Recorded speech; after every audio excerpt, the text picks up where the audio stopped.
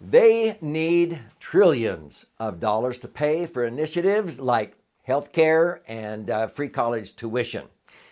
In this episode, I'm going to address the Biden tax plan and how capital gain taxes will be doubling and why.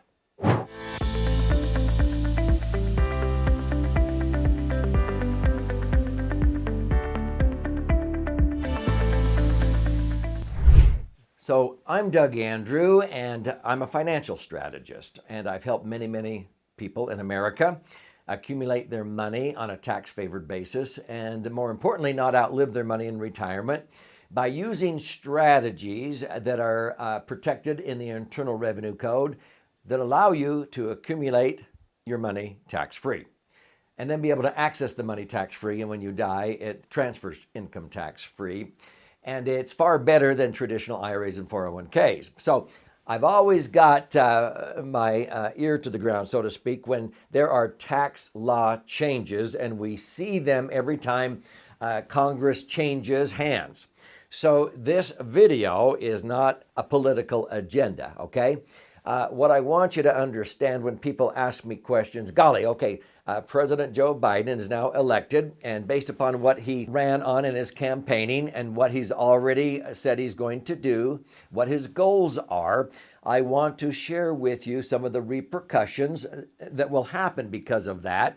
And it has nothing to do with, oh, golly, I agree or disagree or how stupid or whatever. I'm just going to tell you the facts of what happens economically based upon certain tax policy. Does that sound fair? So as we go through this, I want you to understand that President Biden got elected by a lot of people in the electorate that sort of thought, oh, wow, that sounds good. I would like to have my student loan debt forgiven. I'm all for free college tuition. Well, wouldn't you be if you were that age? Or how about people who can't afford health insurance? If you hear, national health care, Medicare for all, yeah, that sounds pretty good. Well, those things cost money. How much money? Well, according to the Congressional Budget Office or the General Accountability Office, they have conservatively estimated that each of those two initiatives will cost north of $100 trillion in the next 10 years. Let's just take one of them, Medicare for all. And if that's going to cost $100 trillion, you divide that by 10 years, and that's an extra $10 trillion a year the government needs to collect in tax. How much do they collect in tax right now? About $5 trillion, and they spend it all. So that means they're going to need $15 trillion, okay?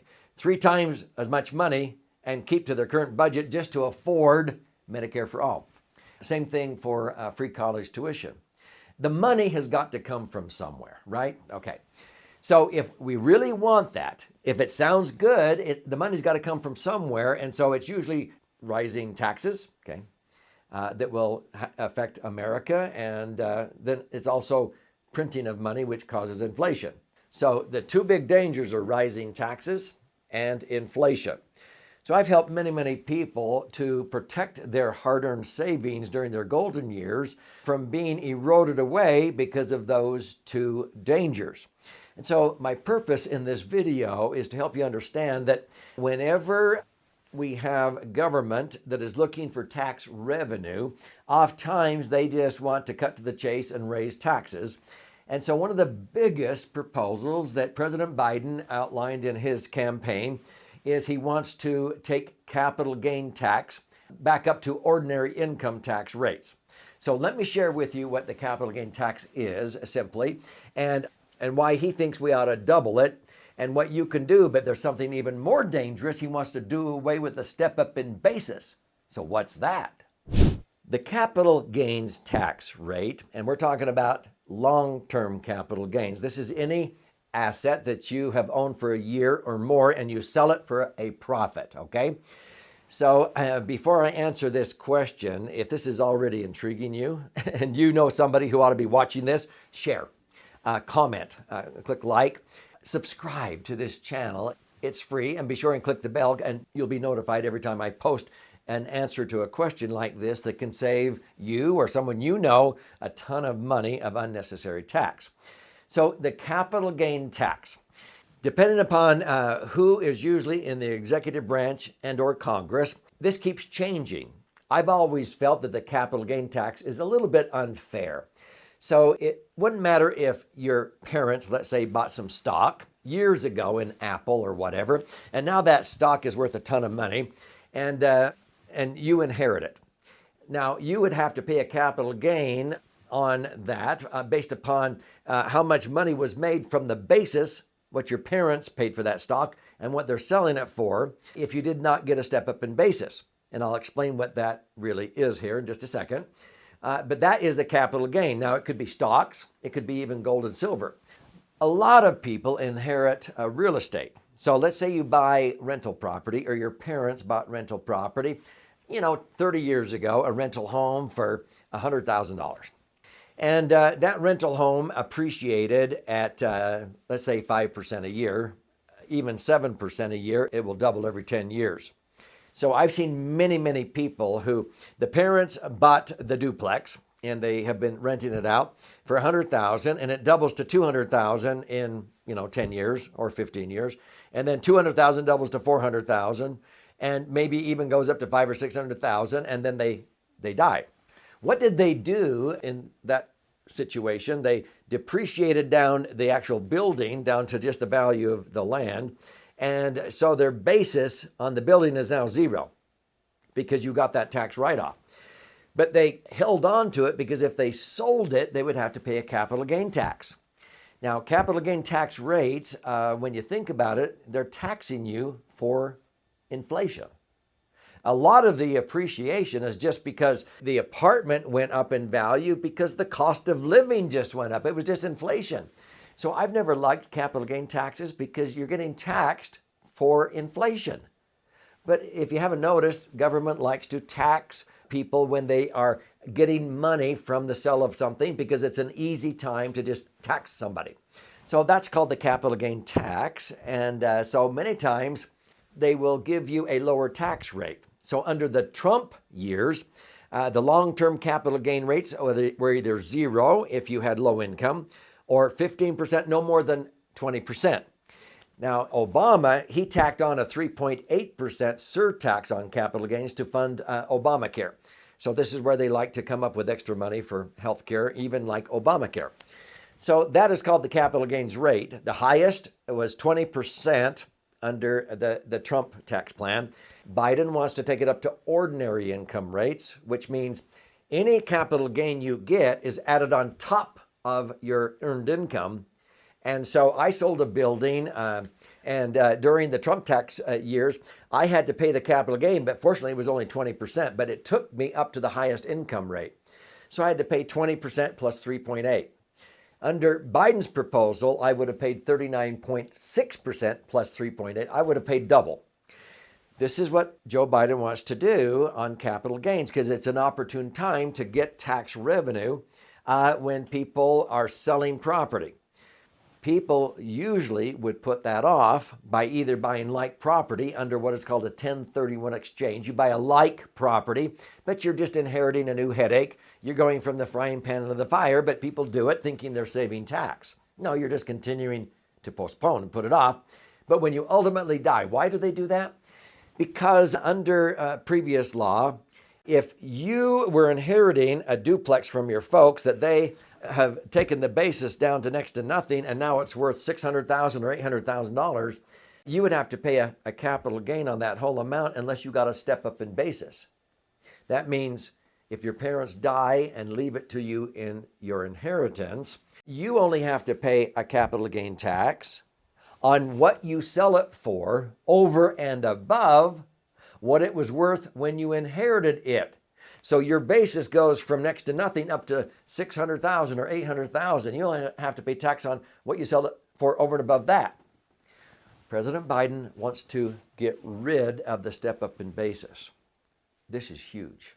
That means that if you inherit highly appreciated stocks, bonds, whatever, real estate, you will have to be paying tax at double, up to 40%, and you'll likely be in that bracket if you inherit an asset like that. And you will have to pay it on the entire amount. This is huge. So, what should you be doing if you may inherit, or you're thinking you're going to continue to postpone, and your kids are going to step up in basis? Here's what I would recommend. So, before I share with you what I think you ought to do, keep in mind I'm talking about the capital gains tax. President Biden also wants to increase the income tax rate, so that could also affect this. If your capital gains rate is the same as ordinary income tax rates, and those go up, okay? We're also talking about the federal government has wanted to force fiduciaries, okay, of people's money that are in IRAs or 401ks to protect Americans from losing money in the market. They've been talking about forcing fiduciaries to require that people that have IRAs or 401ks must put a certain percent, maybe 10, 20, 30% in U.S. Treasuries. You know how much money is in Americans' IRAs and 401ks? It's approaching 25 trillion. If they were successful in moving 30% of all money in IRAs and 401ks over to U.S. Treasuries, they want to guarantee 3%. That's not what they're paying right now. But see, the government is trying every way they can to get money because of these initiatives. So if it's a capital gain tax and you think you're going to save, I would recommend that if you've got highly appreciated assets and you're tired of being a landlord or whatever, you may want to sell sooner than later. Pay the capital gain at today's lower rates, and then reposition the after-tax money into something that's going to be tax-free from now on. And you'll come out way ahead rather than waiting to see if they do it, because many times people think, oh, they'll put it into effect next year, right? Now, you wouldn't believe how many times they make it retroactive back to the beginning of the current year. So I would recommend, if you have highly appreciated assets and you're thinking about selling and you have the opportunity in a hot market, go ahead, bite the bullet. Sell, pay the tax at today's lower capital gain rates. But what do you do with the money? People are shocked when I show them how to reposition that money into my favorite vehicle, which I call the laser fund. And then when they see that the income coming out of the laser fund, tax-free, at a payout of 7, 8, 9, 10% equals or exceeds the rental income, especially after tax from the properties, they're like, whoa, where have you been? I didn't know this existed. Yeah, you can't be aware of something you're not aware of. And so this means you don't have to be a landlord anymore. If you're tired of taking out the trash, fixing toilets, evicting tenants, hello, you don't have to have something management intensive. You can go do all kinds of activities in your golden years, and your money predictably generates that kind of cash flow because the laser fund is tax-free. It doesn't matter what taxes go to because it's not subject to tax. It hasn't been for over 100 years.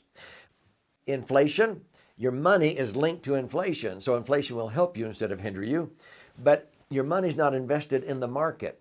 So when the market crashes, you don't lose, but it's linked to whatever the market does so that when the market goes up, you benefit. When the market goes down, you don't lose. People say, huh? How does that work? Well, here's how you can learn how it works so you don't miss out. If you like to learn and take ownership of your brighter future, you're going to love reading and studying my 11th book. It's called The Laser Fund. LASER is an acronym that stands for Liquid Assets Safely Earning Returns. It's my favorite vehicle, and this is what I've used for over 4.5 decades. People reposition money in here from assets that they've sold and paid the capital gain tax. They've repositioned and strategically rolled money out of IRAs and 401ks into these. They take non-performing assets in banks and credit unions earning less than 1%. Why? Because of these 4 pillars. They want to increase the liquidity, the safety of their money, the rate of return, and they want it to be tax-free, to where every million can generate 60, 70, 80, 100,000 a year of tax-free income. And if you live to be 120, you won't outlive your money, but when you ultimately die, it transfers to your family tax-free. So this is how to diversify and create the foundation for a tax-free retirement. If you would like a free copy, I'd love to gift you one. I'll pay for the book, okay? You simply go to laserfund.com or click on the link below, and you contribute a nominal amount towards the shipping and handling, and I'll cover the rest, and I'll fire out a copy of this 300-page book to you, and you can learn, read, study. You flip the book over and read about 62 stories on this side of the book, and you will begin to understand how you can avoid taxes on your hard-earned money as you enter the golden years and not be penalized and have to outlive your money because of the negative impact of taxes and inflation and market volatility on your serious money.